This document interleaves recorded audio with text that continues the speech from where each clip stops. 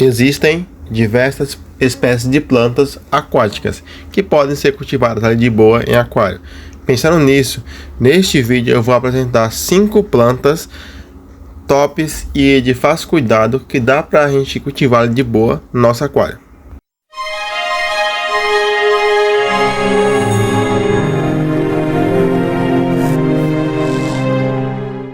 A primeira planta é a anúbia. Como vocês podem ver na imagem, é uma planta bonita, né? Uma planta que tem uma folha grossa e tal, né? Essas plantas elas possuem um crescimento lento e são bastante adaptadas a diversas condições de iluminação. E para cultivar em aquário, você vai precisar seguir algumas instruções. Primeiramente é o substrato. Embora as anúbias possam ser plantadas diretamente no substrato do aquário, elas também podem ser amarradas em troncos ou pedras, utilizando linha de pesca, né, ou fio de pescaria. Além disso, você pode também utilizar linha de costurar para amarrar ali a planta, tá? Dessa forma, suas raízes não precisarão ser enterradas, né? Você fixando ela num galho ou na pedra, você não precisa colocar ela no substrato, tá? É só prender ela bem que ela não vai soltar, ok? O outro ponto é a iluminação. Essas plantas são tolerantes a diversas intensidades de luz. Elas podem ser cultivadas em aquários com iluminação moderada ou intensa. Só tem que tomar cuidado se a iluminação do aquário for muito forte para não dar surto de alga, ok? E é bom evitar a exposição da planta diretamente no sol. Por quê? Porque pode danificar a folha da planta, uma vez que ela é uma planta aquática. Então, não consegue suportar ficar ali fora da água exposta no sol, ok? Bom, agora vamos para a fertilização. As anúbias, né, são plantas de crescimento lento e possuem baixas necessidades nutricionais. Geralmente, elas obtêm nutrientes principalmente da água e dos restos de comida dos peixes, tá? No entanto, se você notar que as folhas estão amareladas ou com falta de nutrientes, né, que dá aquele aspecto na planta de doente, né, murcha, amarela e tal, pode ser necessário que você adicione fertilizante líquido, né, específico para plantas aquáticas. Aí você coloca ali, dependendo do fertilizante, né, por exemplo, umas 5 gotas, né, aí uma vez a cada tantos dias, não sei quanto, aí você vai ali conseguir oferecer mais nutrientes, né, para a planta e evitar que ela morra, ok? O outro ponto em relação à qualidade da água. Essas plantas preferem água com pH neutro e levemente ácido, que vai ali de 6,5, né, e 7,5, ok? Levemente ácido e o outro é levemente alcalino, ok? É bom você manter a água do aquário limpa e bem filtrada para poder garantir um bom crescimento da planta, ok? Em relação à temperatura, bom, essas plantas são resistentes a uma ampla faixa de temperatura, mas elas preferem água ligeiramente aquecida, né, ali variando entre 22 a 28 graus, tá? Então você tem que ficar atento à temperatura e também o pH, para evitar que a planta cresça e para poder influenciar a planta a crescer melhor e evitar que ela morra, ok? Outro ponto é em relação à manutenção ali das plantas, né?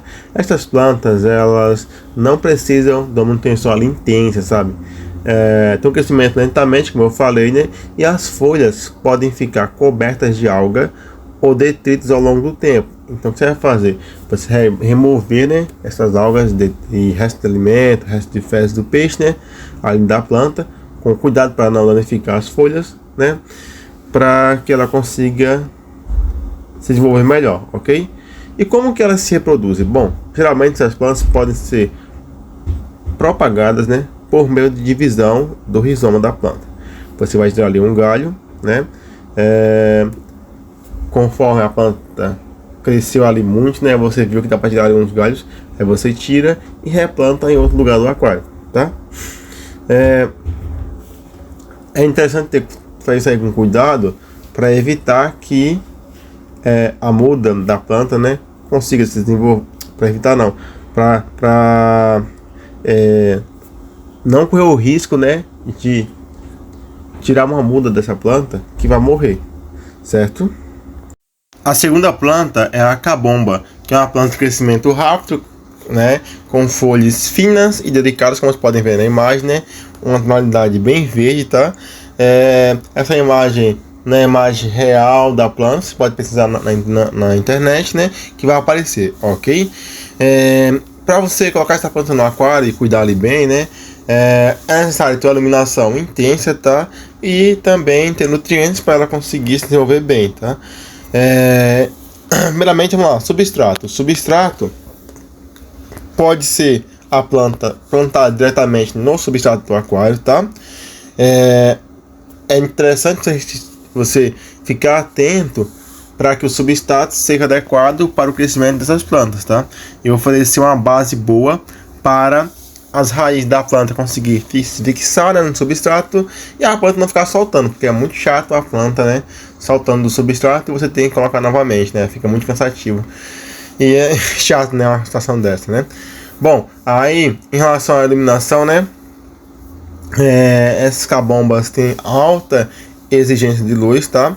Então é importante você fornecer uma iluminação intensa, né, ali no seu aquário. Por exemplo, pode colocar luz do tipo LED, né? E verificar a intensidade e tal, para não fornecer também luz demais, porque luz demais vai fazer com que tenha surto de alga, né? E você não quer alga no aquário, quer só que a planta se desenvolva, ok? Em relação à fertilização da água, né? Essas plantas exigem também uma boa quantidade de nutrientes, né, para se desenvolver.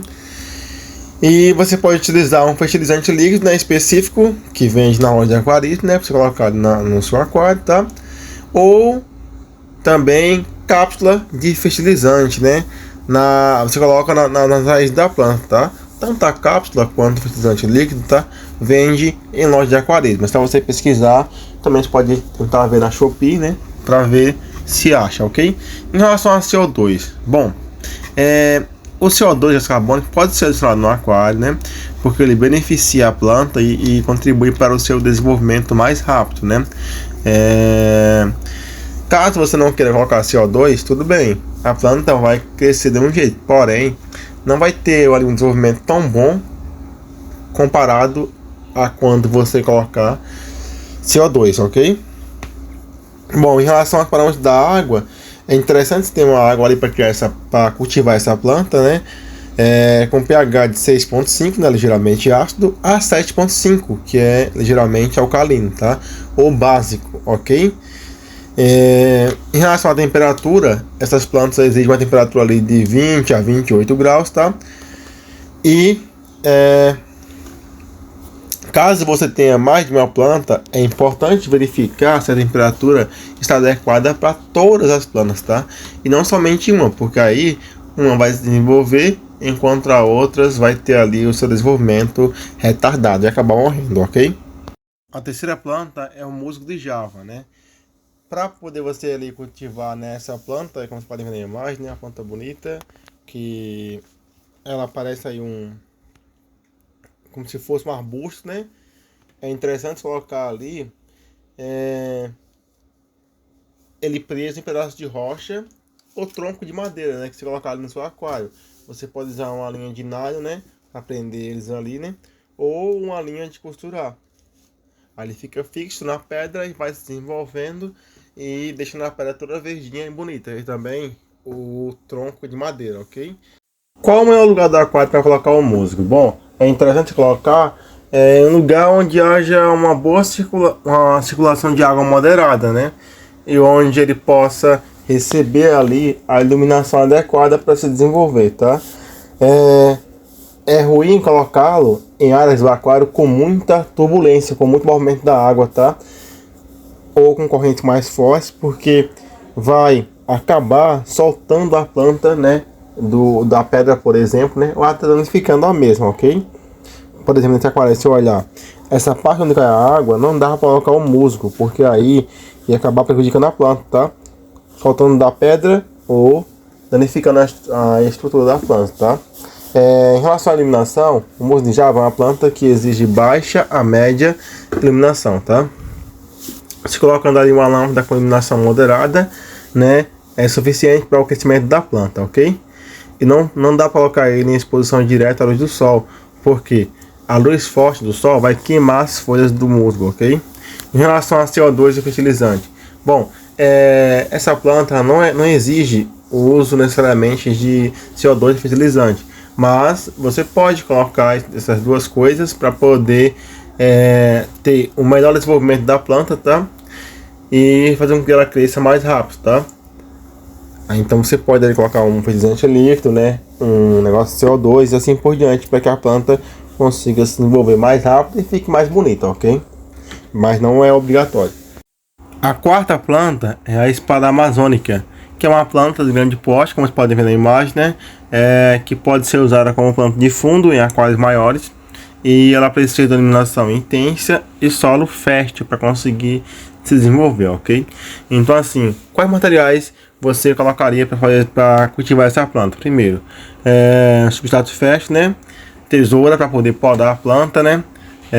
Fertilizante líquido também, ou aquelas pastilhas de fertilização, como eu falei anteriormente, né? Para poder ali cultivar a planta, certo?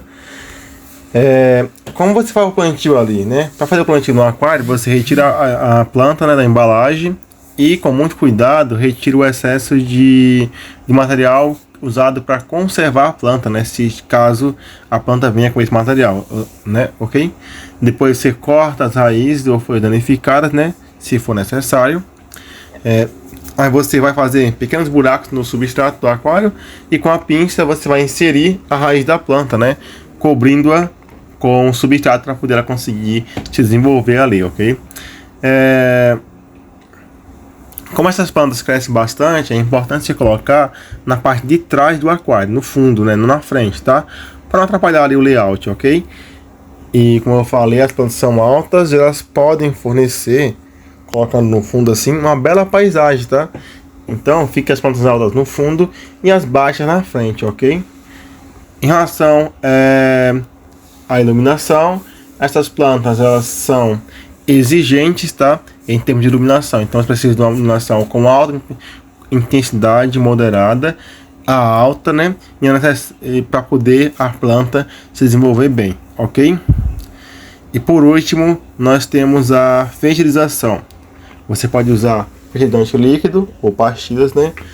Para poder acelerar o crescimento da planta, tá? E também para poder conseguir viver, né? Porque